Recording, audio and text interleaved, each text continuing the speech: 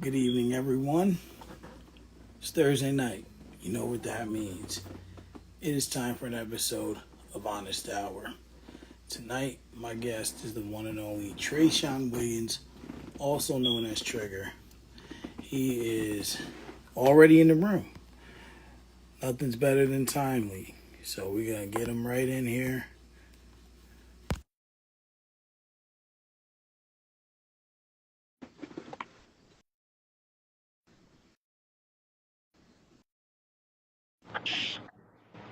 What's going on, my brother? Yo, bro, what's up? Can you hear me good? I can hear you good. You can hear me? Yes, sir. Listen, I appreciate you coming on, taking time out of your busy schedule. It's been a long time since we've connected, but I've been watching. That's for sure. So congratulations on all the success and everything you've been doing. Thank you, my brother. Appreciate it, son. So I'm just glad that you were able to come on. I've been trying to get a variation of guests and different things, and this one, I was looking very forward to when you said you would do it. Right. But how you been, man? How's the family? How's? I've been good, man. You know what I'm saying? I recently just lost my godmother, so I'm dealing with it. But you know what I'm saying? Other than that, everything's good, bro. I'm blessed for the most part. Yeah, I seen that. My condolences. She was yeah, we were Facebook friends. Really sweet woman. Really sweet woman. Yes, she You was, know, man. Yes, she was. you know, but you know what? Everything you're doing, I'm sure she was proud of you, and you're only gonna make her more proud. Oh, for sure. I'm gonna do my best, man. I'm gonna do my best. Well, we're gonna get right into it. Let's get it. So, obviously, as you know, I sent you the picture not too long ago. We played Little League together years ago. You're I tell everybody I was a baseball player. They look like they give me that look like they don't really believe like, it. like, what you mean you was a baseball Right, player? right, You right. know, your uncle coached us along with my father. Yup. JR was on the team. We definitely we won a championship together. You know, Right, my dad to this day still is proud that was an all black and Hispanic team. right. And we got busy. We won first place and championship. Yeah, we did it. We did it. So obviously, then you were originally from Newburgh. What Right. was your experience like in Newburgh? Oh man, rough, bro, rough. You know what I'm saying? I don't know. I ended up starting hanging out with the wrong crowd. I was you know what I'm saying? Typical inner city stuff. You know what I'm saying? And then I mean, growing up wasn't the hard part for me. It was the more or less trying to stay out of trouble. I couldn't. It's like trouble found me, man. You know what I'm saying? But for the most part, I mean, it was cool. You know what I'm saying? It was cool. I ended up getting stabbed when I was like 17 or 18, for real. Believe it or not. You Wow. know, yeah. And that's crazy thing is the people I used to go to elementary school with, they thought I was dead because remember my last name used to be Johnson. I'm not sure if you remember. And Yeah. I had a name change a while back, you know what I'm saying? So they really, after that incident, they thought that they didn't know what happened with me. Kind of fell off the face Wow. of the earth. So they was just like, oh, you was gone, and then you were like, they probably felt you like were reincarnated at that point. Yeah, I came back boxing, you know what I'm saying? Well, my wife was like 9 months pregnant when I got stabbed actually. So, you know what I'm saying? So I kind of had to revamp my life somewhat, and I started taking boxing a little bit more serious. You know what I mean? So I kind of fell off the face of the earth, trying to lock in. Yeah. That's crazy. Yeah. So was that the thing that made you want to take boxing more seriously? Is that you kind of felt like oh man, time's limited. Mm-mm. Not really. It was me about to be a father, so you know what I'm saying. I was like really wanting to just be a good role model. You know what I'm saying. I'm like, if anything gonna make me do it, take it serious, man, I should do it. I should do it for him. You know what I'm saying. And that was it. Absolutely. So growing up, what were the hobbies and the interests? And where did boxing come into play for you? Hobbies, man. It wasn't really too many. I used to remember play baseball, play Pop Warner a little bit. You know what I'm saying? But it wasn't until the day me and my brother was on the bus talking junk on the wrong bus to somebody out the window on William Street. And so come to find out we was on the wrong bus, so they kicked us off the bus. We ended up getting chased all the way down down to where the boxing club was, and we hopped Yeah. over the fence and ran in there. Once I went in there, it was like, you know what I'm saying? I just like I never left, man. You know what I'm saying? It was it. Oh, well, so you it kind of was like on accident. Like, Yeah, fate, pretty much. You know what I'm saying? I went there and it was a boxing gym, and the coach was already scary. Like his voice, he was from the Bronx, so his little accent was just like aggressive. Way he was like, yo, trying to get us to come from out from behind the ring. I'm like, no, we ain't going out there. So he went out there and diffused the situation or whatever. And then so he started talking to us and said we can come back, being, you know what I'm saying, because he knew that it wasn't the last of me getting in the middle of some stuff. And it's like okay. once I went there, no matter how much I love baseball, once I started boxing, I fell in love with it. You know? Oh, so you just knew what it was to be. Yeah. Right. So now, like, boxing's a different sport. Yeah. Um, it's very methodical, and it's very very mental, on top of obviously the physicality. So what types of, like, when you're starting, like you said, obviously you train, but when you're starting up, what kind of training is required?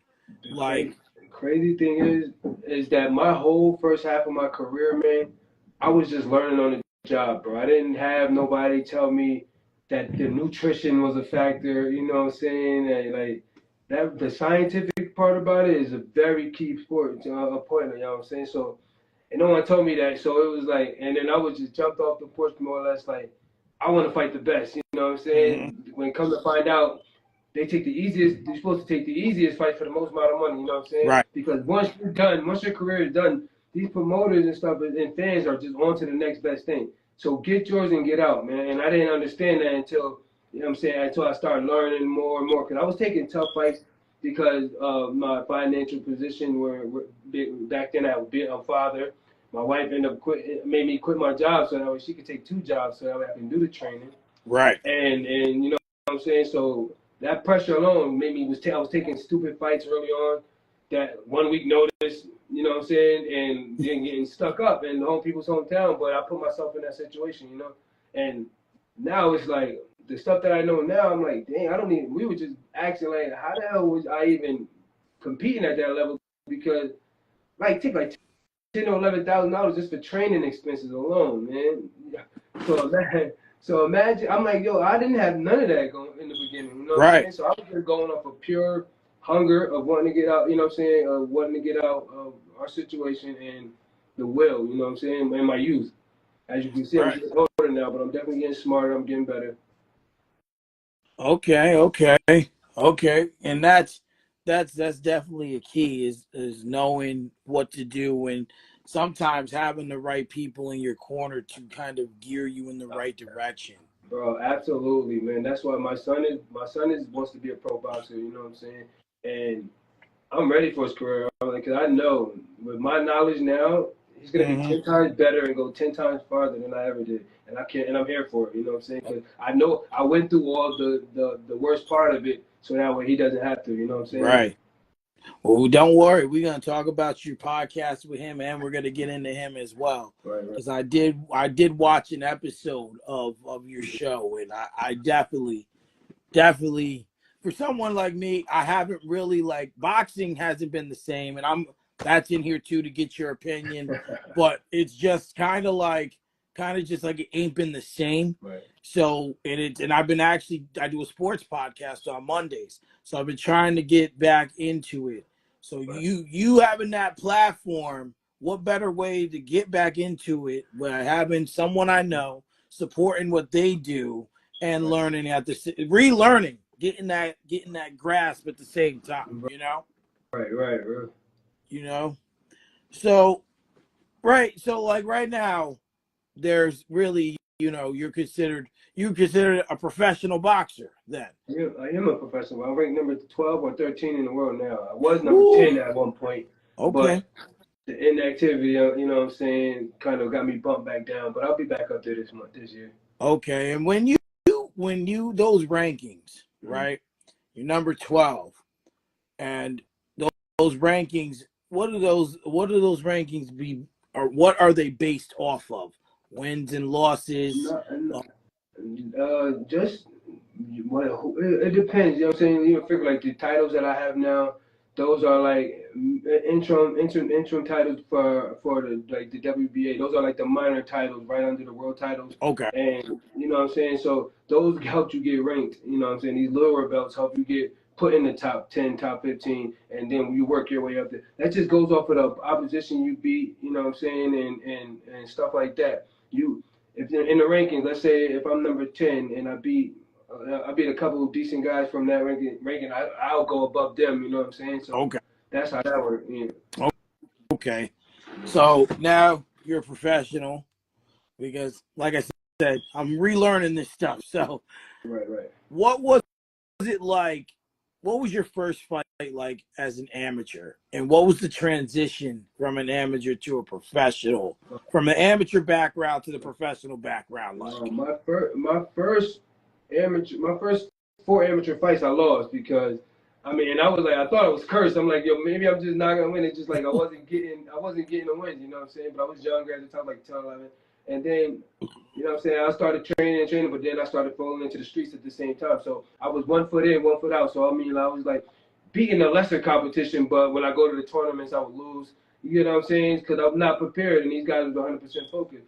And it Yeah. wasn't until I had a stable mate, Orlando Luis Del Valle, the Puerto Rican guy, real good guy, and he was like telling my coach, yo, maybe you should turn him pro. Like, I was young, typical 19, so they like, he was like, maybe he'll you know what I'm saying, he'll put more dedication in, more focus, he'll get serious if you know what I'm saying, if he know that he turned pro.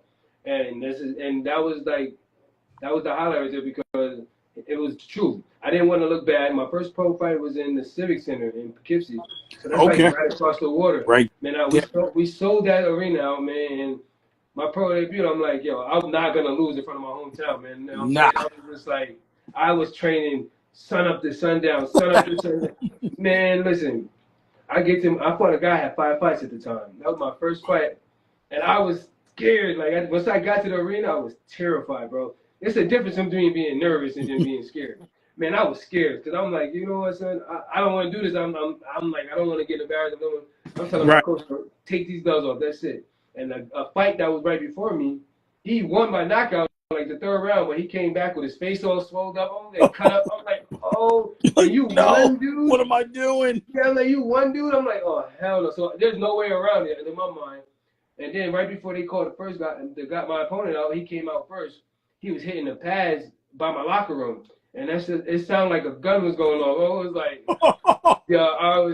I'm not joking, bro. I was scared, so I'm like, yo, this is crazy. So, And so then he right before he walked out, like when they started playing his music, he was like, "You ready?" I'm like, "Yeah." He was like, "You better be," and I was like, "Damn, son." So he went out, and then when they announced me, I seen the people pulling the curtains back trying to see me, and then I seen my son down there. I'm like, it's gotta happen, bro. It's going down right now. wow.